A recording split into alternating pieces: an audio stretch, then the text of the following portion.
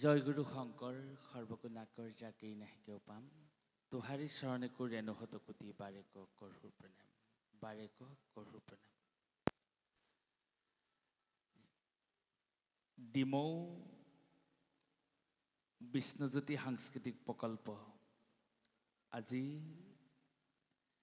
ডিমৌ বৃহত্তৰ মহিলা সমাজৰ উদ্যোগত আৰু ডিমৌবাসী ৰাইজৰ সহযোগত আয়োজন কৰা হৈছে সদৌ ভিত্তিত বৰগীত আৰু মুকলি দিহানাম প্ৰতিযোগিতা।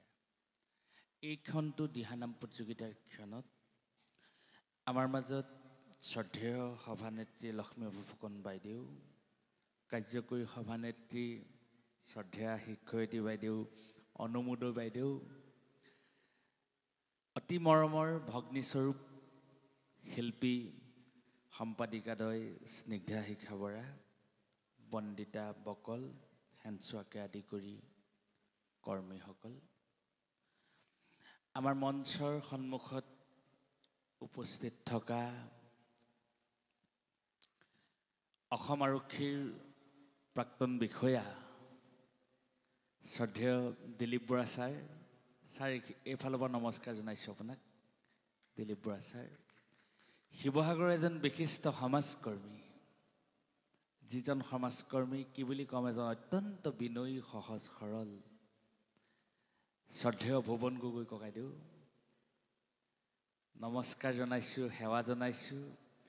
ডিমৌ অঞ্চলৰ এজন সমাজ সেৱক, সততে ডিমৌত গাৰ ছাঁ দৰে আমাক সাহস দিয়া, প্ৰেৰণা দিয়া শ্ৰদ্ধাৰ তোলন ককাইদেউ কে প্ৰমুখ কৰি এই মহান মঞ্চত উপস্থিত থকা ব্যক্তিসকল, খোৱাং কলেজৰ বাইদেউ থিয় হৈ দিয়ক অকণমান, সকলোকে শ্ৰদ্ধা আৰু ভক্তিভাৱে আমি সেৱা জনাইছোঁ। বিচাৰকসকলৰ ভিতৰত উপস্থিত থকা শ্ৰদ্ধাৰ শিল্পী মোৰ অগ্ৰজ প্ৰতিম শ্ৰীযুত প্ৰবীণ বৰুৱা ককাইদেউ, আপোনালোকে যিজনৰ বিষয়ে ইতিমধ্যে স্নিগ্ধা শিকাই নিশ্চয় কৈছে বা ক'ব সময়ত, অসমৰ লোক সংস্কৃতিৰ এজন অনন্য ব্যক্তি। আৰু মোৰ কাষতে থকা পংকজ বৰুৱা, ডক্টৰ আম্বেদকাৰ বঁটা প্ৰাপক এজন লোকশিল্পী, যাক লৈ গৌৰৱ কৰোঁ, এজন ভাতৃপ্ৰতিম শিল্পী, ইমান সুন্দৰ প্ৰতিভাৰে প্ৰতিভান্বিত এজন শিক্ষক, আৰু তাৰ মাজতে শিল্পৰাজী কৰ্মৰে নিজক জীপাল কৰাৰ লগতে সমাজখনত তেওঁ এই কৰ্ম কৰি আছে, যি কৰ্মই মানুহৰ উৎকৰ্ষ সাধন হৈছে, সেইজন পংকজ বৰুৱা। খুব সৰুৰ পৰা লগ পোৱা এগৰাকী ভণ্টি নমিতা, শ্ৰীমন্ত শংকৰদেৱ সংঘৰ এগৰাকী সক্ৰিয় সদস্য, সক্ৰিয় সেৱক, তাতোতকৈ ডাঙৰ কথাটো হ'ল লোক সংস্কৃতিৰ এগৰাকী অক্লান্ত সেৱক। নমিতালৈ ধন্যবাদ জনাইছোঁ, সকলোকে সেৱা জনাইছোঁ। শংকৰদেৱ শিশু নিকেতনৰ আচাৰ্য আমাৰ ডিমৌৰ অধ্যক্ষ মহোদয় বহি আছে, তেখেতলৈও শ্ৰদ্ধা জনাইছোঁ। স্নিগ্ধাৰ আমাৰ স্বামী বহি আছে, তেখেতকে আদি কৰি সকলোকে সেৱা জনাইছোঁ। সকলোৱে মান্যানুসাৰে আমাৰ শ্ৰদ্ধা আৰু সেৱা নিশ্চয় গ্ৰহণ কৰিব। আজি ডিমৌ এই পবিত্ৰ মঞ্চত দিহানামৰ এভাগী অনুষ্ঠানৰ আয়োজন কৰা হৈছে। আমাৰ সংবাদ মাধ্যমৰ ব্যক্তিসকল আহিছে, প্ৰচাৰ মাধ্যমৰ ব্যক্তিসকল আহিছে, তেখেতসকললৈ আমি শ্ৰদ্ধা জনাইছোঁ। খন্তেক সময়ৰ পাছতে ইয়াত দিহানামৰ আয়োজন হ'ব। এটা খুব সুন্দৰ বাৰ্তা, যি নামে আত্মা আৰু পৰমাত্মা মহামিলনৰ পথ প্ৰশস্ত কৰিছে, সেয়াই হ'ল দিহানাম। কিন্তু এনেকুৱা এটা কথা হৈছে, আজি দিহানাম অনুষ্ঠানভাগী আয়োজন কৰিছে, অসমৰ বিভিন্ন স্থানত দিহানামৰ অনুষ্ঠান আয়োজন হৈছে। আজি আমি ভবাতকৈ আমাৰ দৰ্শকেই হওক বা প্ৰতিযোগীয়ে হওক অকণমান কম হৈছে নেকি বাৰু? নিশ্চয় আহিব। আমি দিহানাম জগতৰ এজন ছাত্ৰ হিচাপে কেতিয়াবা আমাৰ খুব কিছুমান আহে, জন্মকালৰ পৰা দিহানাম এতিয়ালৈকে গাইছোঁতো, তথাকথিত দিহানামৰ ব্যক্তিটো আমি নহয়। প্ৰবীণ বৰুৱাৰ দৰে এজন শিল্পী ইয়াত উপস্থিত আছে, যি দিহানাম গাই আছে, দিহানাম চৈতন্য কৰি আছে, যি দুটা বা তিনিটা টীম লৈ বা দল লৈ প্ৰতিযোগিতা মঞ্চত থিয় হোৱা নাই, তেনেকুৱা এজন ব্যক্তি আমাৰ মাজত উপস্থিত আছে। সেইজন ব্যক্তি ইয়াত বিচাৰ কৰিব। দিহানামৰ শিল্পীসকল আমাৰ বিশ্বাস আছে নিশ্চয় আহিব।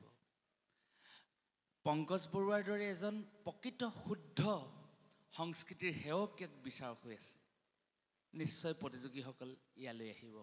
নমিতাৰ দৰে কণমানি ছোৱালীজনী আজি বিচাৰক হৈছে, অক্লান্ত পৰিশ্ৰমেৰে আহি এই স্থানত উপবিষ্ট হৈছেহি। তেনেধৰণৰ গুণে গুণৱন্ত ব্যক্তিসকলে ইয়াত আজি বিচাৰ কৰিব।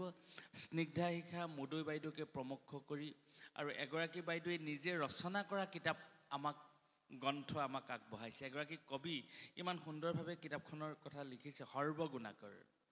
মহাপুৰুষ শ্ৰীমন্ত শংকৰদেৱৰ ওপৰত এগৰাকী আই মাতৃয়ে গৱেষণা কৰি গ্ৰন্থ ৰচনা কৰিব পৰা ক্ষমতা থকা, যোগ্যতা থকা ব্যক্তি আজি এই অনুষ্ঠানটোৰ আজি যোগ্য ব্যক্তি হৈ আছে। কিমান সুন্দৰ কথা চাওক। এই সৰ্বগুণাকৰ গ্ৰন্থখন চকুত পৰাৰ লগে লগে মোৰ এখন গ্ৰন্থলৈ মনত পৰিছে, যাক এৰি নাহিকেও পাম। ডক্টৰ লক্ষ্মীনন্দন বৰাচাই লিখিছিলে। 1995 চনত অসম সাহিত্য সভাৰ মঞ্চত বোকাখাতত মই তেতিয়া এটা কবিতা আবৃত্তি কৰিবলৈ যাওঁতে সেই গ্ৰন্থখন হাতত পাইছিলোঁ এনেধৰণেই। একেবাৰে এই মঞ্চখনত একেবাৰে একদম দিনহীন এজন শিশু হিচাপে মই উপস্থিত থকা ব্যক্তিজনে এখন গ্ৰন্থ হাতত ল'বলৈ সক্ষম হৈছিলোঁ। সেই গ্ৰন্থখনেই হ'ল যাক এৰি নাহিকেও পাম। আৰু তাৰ পাছতে লাভ কৰিছোঁ এখন মঞ্চত সৰ্বগুণা। বহু গ্ৰন্থ লাভ কৰিছোঁ, কিন্তু তাৰ মাজত সৰ্বগুণাকৰ শব্দটো লাভ কৰি বাইদেউলৈ ধন্যবাদ জনাইছোঁ। তেনে গুণৱন্ত গুণৱান ব্যক্তিসকলে নিজৰ আওতাত এটা অনুষ্ঠানৰ আয়োজন কৰিছে। সেই অনুষ্ঠানটোৱেই হ'ল দিহানামৰ প্ৰতিযোগিতা। এইটো অত্যন্ত সময় উপযোগী কথা আৰু অত্যন্ত বাচকবনীয়া কথা হৈছে বুলি ভাবিছোঁ। আমি আৰু এটা কথা ভাবিবলৈ বাধ্য হৈছোঁ। আচলতে যোগ্যজনৰ হাতত যোগ্য কৰ্মভাগ প্ৰকৃততে প্ৰতিফলন ঘটিছে। প্ৰতিজন ব্যক্তিয়ে নিজৰ গুণে গুণৱন্ত। ইয়াত এই দিহানাম প্ৰতিযোগিতাটো যেতিয়া শেষ হৈ যাব, দিহানামৰ প্ৰতিযোগীসকল ইয়াত থাকিব। আজিকালি প্ৰতিযোগীসকলৰ লগত অভিভাৱকো থাকে। অভিভাৱকসকল ইয়াত থাকিব বা দৰ্শকসকল থাকিব। এই তিনিজন বিচাৰকক আপোনালোকে নাম গাবলৈ আহ্বান কৰিবচোন এই মঞ্চখনত, যে আপোনালোকে একো ভাগ দিহানাম গাই আমাৰ অনুষ্ঠানটোৰ সৌষ্ঠৱ বৃদ্ধি কৰিব লাগে। ইমান সুন্দৰভাৱে তেখেতলোকে নাম গাই আপোনালোকৰ অনুষ্ঠানটো জীপাল কৰিব। সেই যোগ্যতা 100% থকা তিনিজন ব্যক্তিক বিচাৰক হিচাপে নিৰ্বাচন কৰিছে আজি আয়োজক সমিতিয়ে। মই সৰ্বপ্ৰথমে বিচাৰকসকলক এইকাৰণে ধন্যবাদ জনাইছোঁ। আজিকালি প্ৰতিটো কথা বৰ স্পৰ্শকাতৰ হৈ পৰিছে। মই বিভিন্ন অনুষ্ঠান আজি বহু 10 বছৰমানৰ আগতেই, প্ৰায় 12 বছৰমান আগতে বিচাৰকৰ দায়িত্বটো এৰিলোঁ। কমলা গগৈ দাদা আপুনি বিচাৰক কৰিবলৈ আহিব নি? মোৰ দল এটা গ'লহেঁতেন, মোৰ আমুক এটা গ'লহেঁতেন। এই কথাবিলাক যেতিয়া আহি যায়, আহি যোৱাৰ লগে লগে শুদ্ধ আৰু সত্য কথা, মই নাম গাই দক্ষিণাই ঘৰ চলোৱা মানুহ, মোৰ সংসাৰ চলি থকা মানুহ। যেতিয়া আমাৰ এই ব্যক্তিগত এনেকুৱা সামাজিক জীৱনত, সাংস্কৃতিক জীৱনত তেনেকুৱা প্ৰভাৱ পৰে, মোক সিদিনাখনি তেখেতে আমুকটো নিদিলে, তেখেতক আমাৰ অনুষ্ঠানলৈ আমন্ত্ৰণ কৰিব নালাগে। আমাৰ উদ্দেশ্যটো সেইটো নহয়। কমলা গগৈ প্ৰতিযোগিতাত পুৰস্কাৰ পাই দিহানাম জগতলৈ অহা নাই। এটা চৰকাৰী চাকৰিকো তুচ্ছ জ্ঞান দি নালাগে। চৰকাৰী চাকৰি আমাক নোখোৱায়, ৰাইজে খুৱাব। তেনেধৰণে দিহানামত আত্মনিবেদন কৰিবলৈ যত্ন কৰা হৈছে একমাত্ৰ আপোনালোকৰ সাহসৰ বাবে। তেনে এজন সাধাৰণ পথিকামী আপোনালোকৰ ইয়াত আহি উপস্থিত হৈছে, ইমান ভাল লাগিছে। কিন্তু এটা দুখ লাগিছে, ইয়াত প্ৰতিযোগী উপস্থিতিৰ হাৰটো অত্যন্ত কম। এইটো কিন্তু আমাৰ দোষ নহয়, প্ৰতিযোগীসকলৰ দোষ।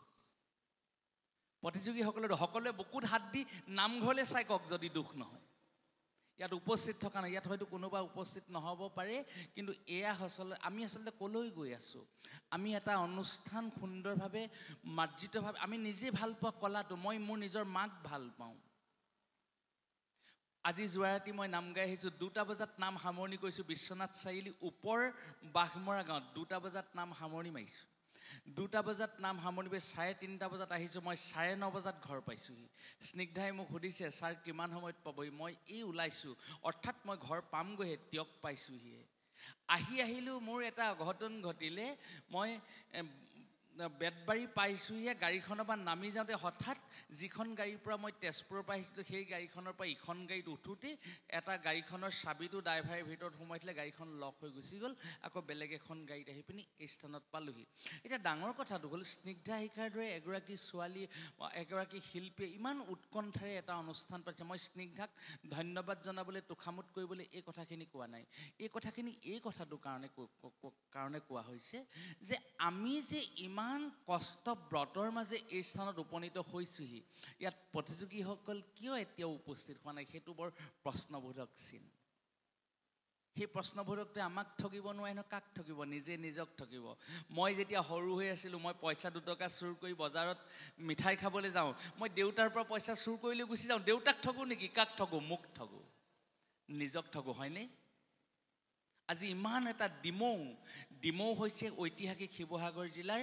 এডোখৰ অতিকে মহত্বপূৰ্ণ সাংস্কৃতিক নগৰী আৰু ডিমৌ মাজমজিয়াত মই কমলা গগৈ হিচাপে ইয়াত আজিলৈকে দিহানাম গাবলৈ নাপালোঁ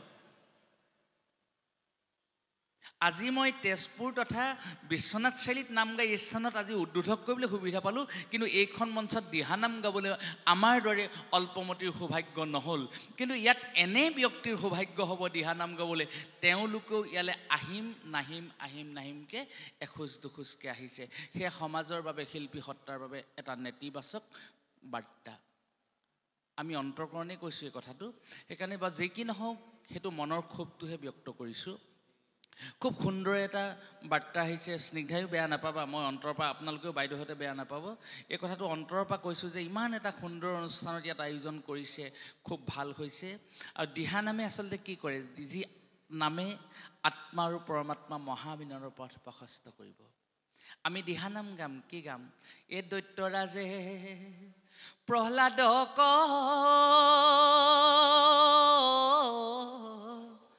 নানা শাস্তি দিলে তথাপি প্ৰহ্লাদে হৰি ভকতি নেৰিলে